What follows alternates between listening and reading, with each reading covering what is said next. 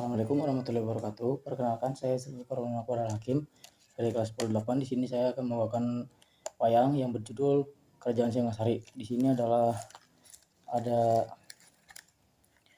Arda Raja, lalu ada Prabu Kertanegara, terus ada Wijaya, ada Kebo Arema, ada Mengci, ada Pati Aragani, dan Raja Kubilakan. Terima kasih, selamat menyaksikan.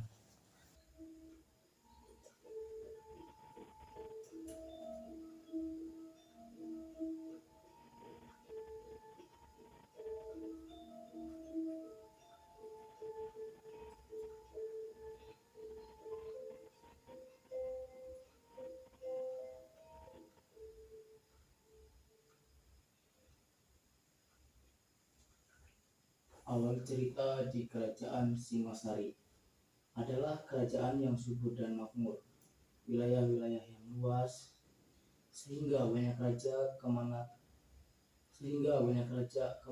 tak tunduk terhadap sang raja ialah Prabu Kertanegara, seorang raja yang pandai menguasai hal baik ilmu lahir maupun batin, berwisata, dan disegani oleh seluruh rakyatnya. Pada suatu hari, sang raja sedang mengadakan pertemuan dengan kedua menantunya, yakni Raden Arda Raja, Sanggrama Wijaya, dan Pati Argani. Di luar, para pejabat negara duduk bersimpuh, menunggu sabda sang raja Kertanegara. Prabu Kertanegara, ladalah, semoga selamat selalu menyertai kalian di negara Singasari. Hei anak dan mantuku, baik kamu Wijaya atau Arda Raja, tidak lupa juga Pati Argani.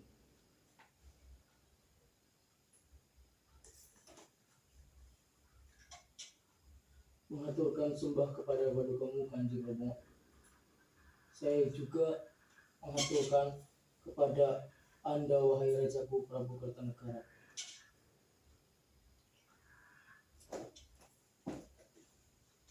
Ya sudah, terima sembah kalian, semoga diberi keselamatan, kesehatan, supaya bisa kedaulatan sungguh Singasari.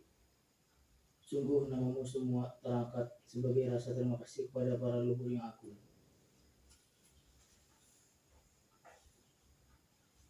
Karena saya, Prabu Kertanegara di Singasari, maka perlindungan, dan jika seorang memperhatikanku, itu tidak kurang dari sebutir benih.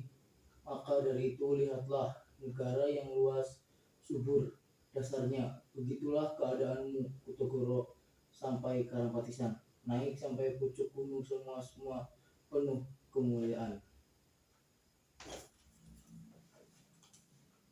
Iya Kanjeng Romo, yang saya percaya, karena sudah terbukti oleh perlindunganmu, Kadipaten Gelang-Gelang yang dikuasai oleh Kanjeng Romo Jaya Katuang itu terlihat tentram dan rahayu.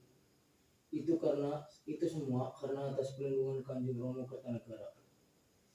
Ada raja benar, memang seperti itu. Syukur, memang seperti itu. Artinya selain dari itu, dulu Singasari musuh bebuyutan berdiri, tapi nyatanya hari ini sudah bisa bersaudara. Tidak ada rasa permusuhan, yaitu karena nama kamu, Kulum Arda Raja, yang terkenal turun-temurun di Kediri.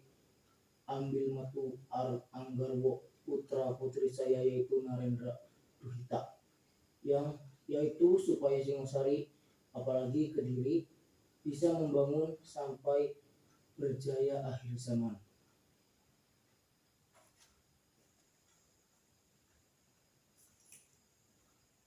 Mohon maaf Kanjeng Romo, saya turut bahagia, tapi mohon maaf kalau menurut saya di dunia ini ada balas membalas.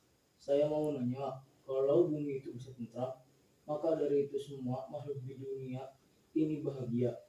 Ya, memang benar. Seperti itu katamu, tidak ada yang salah dari Wijaya.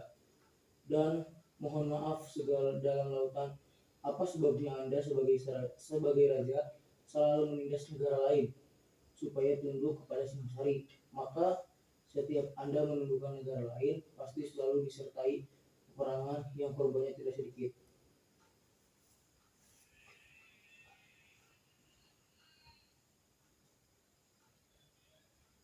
Sebentar, Kakang Wijaya, saya yang bakal menjawabnya.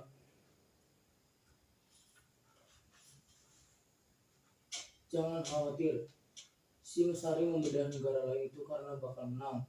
Sesungguhnya, negara yang sudah tunduk di bawah bendera Singosari bakal terlindungi oleh Kanjeng Rama Kertanegara. Iya, meskipun pakai dasar apa saja, perang itu brutal. Tidak hanya senopati dan prajurit yang menjadi korban, tapi juga rakyat biasa yang tidak tahu apa-apa kena imbasnya.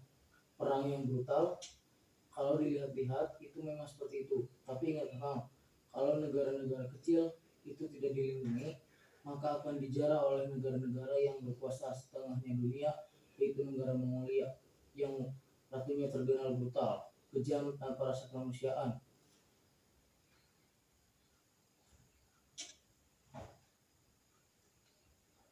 Arda Raja dan Wijaya, kurang ajar kamu.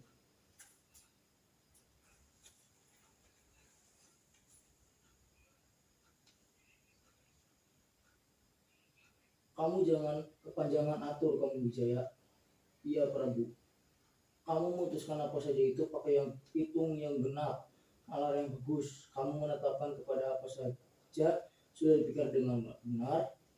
Malah kamu saya beritahu wawasan sejarah dulu di sini punya suatu yang kewajibannya mengingatkan banyak orang untuk hormat kepada ratu atau raja supaya nantinya tidak seperti Wiraja atau banyak bide yang menjadikan ratu atau raja yang menanggung akibat karena terlalu banyak mengkritik kebijakan ratu raja. Hei Wijaya, sekarang lebih baik kamu ikuti saja.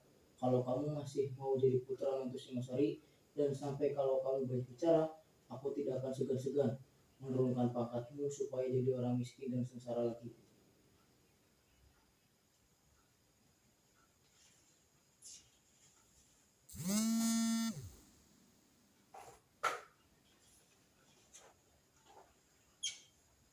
Ketika perdebatan sedang panas, tiba-tiba datang prajurit utusan kerajaan Mongolia, yaitu Mengci dan prajurit lainnya.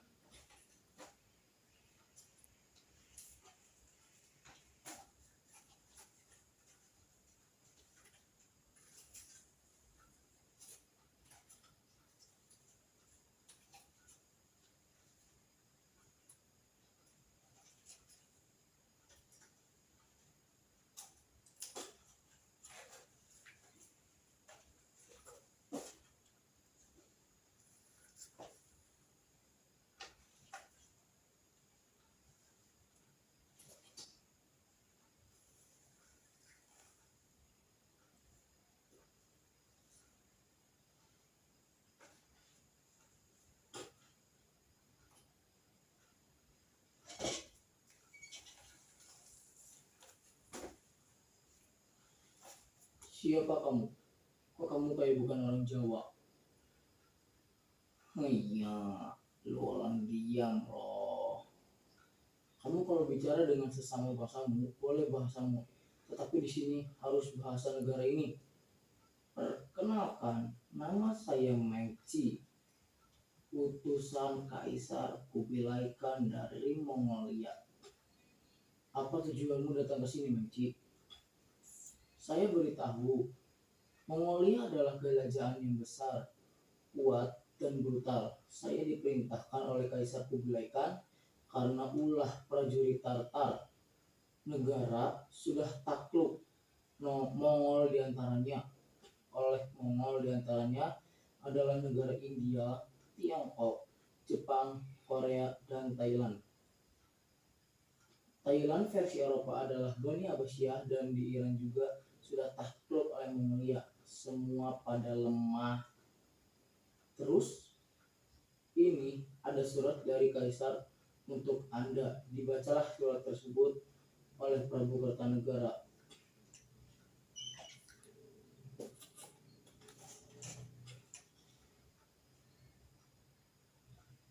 Hei kamu, kamu tahu jahatnya iblis?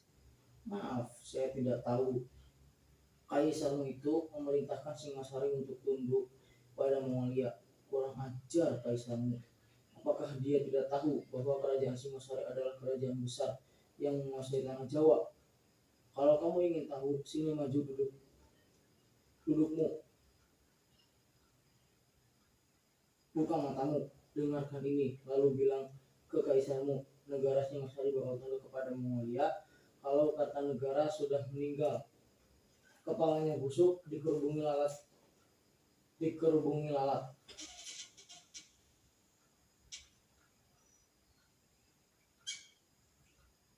Nah, oh,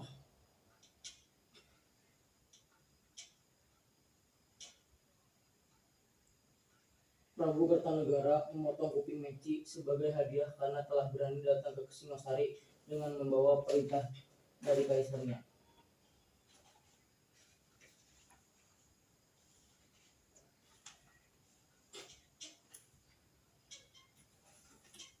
Kamu jahat, beraninya kamu memotong kupingku. Artinya kamu berani dengan kaisarku. Tunggu saja balasannya. Prajurit Tatar akan menghabisi Singasari. Kamu bakal mati, dasar keparat. Edan kamu. Kebawa Rema, sini.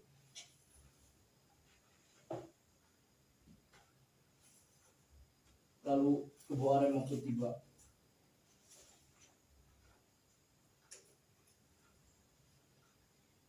Iya Prabu, ada apa? Kebawa Rema, sudah jadi tekadnya Raja Singasari balas dendam ke orang-orang Mongolia. Mulai saat ini namamu akan sampai kayangan karena perintahmu untuk pergi ke Sawana Dipa, Mongolia, Palembang, dan Kamboja supaya kerajaan tersebut tunduk kepada Singasari. Kamu punya kelebihan menyeberangi dan merakit perang di laut. Ya, karena keistimewaanmu itu namamu bukan Kebawa Rema, akan berubah menjadi Kebawa Nagrang. Terima kasih Prabu atas gelarnya. Aku akan pergi menjalankan perintahmu. Ya, pergilah meskipun kamu banyak halangan. Pergilah namamu. Jika kamu gagal, kamu akan saya gantung. Siap laksanakan Prabu. Lalu Kebawa Nagrang pun pergi bersama Mengci menuju ke Sawadiparna, Mongolia, Palembang, dan Kamboja untuk menundukkan 4 negara tersebut. Hei kamu, ayo pergi. Kamu. Kebawa Nagrang pun pergi ke Mongolia terlebih dahulu karena negara ini yang telah menantang Singasari.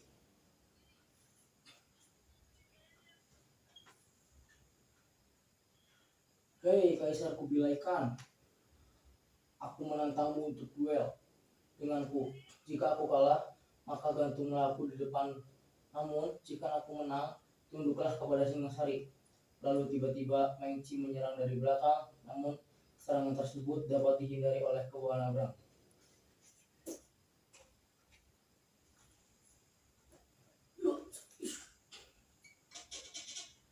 Hebat juga kamu bisa menghindari seranganku.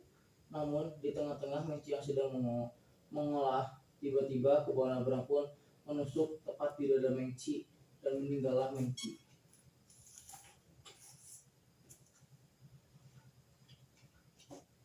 Hei, kamu tidak bisa melukaiku Mengci. Terima ini.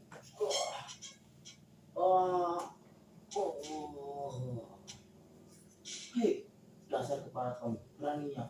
Sini, maju lawan aku. Oke. Iya. Melihat itu, sang kaisar pun tak terima bahwa Mengci dikalahkan oleh seorang Kebawa Nagrang.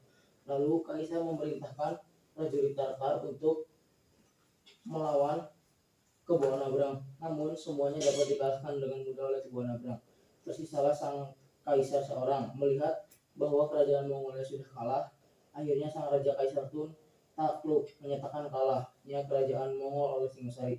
Akhirnya Singasari berhasil mengalahkan Mongolia.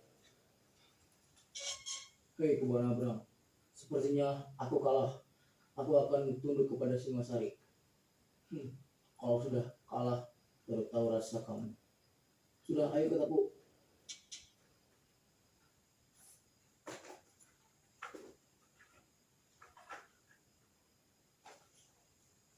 cerita pun berakhir dan akhirnya kerajaan Singosari memenangkan pertandingan.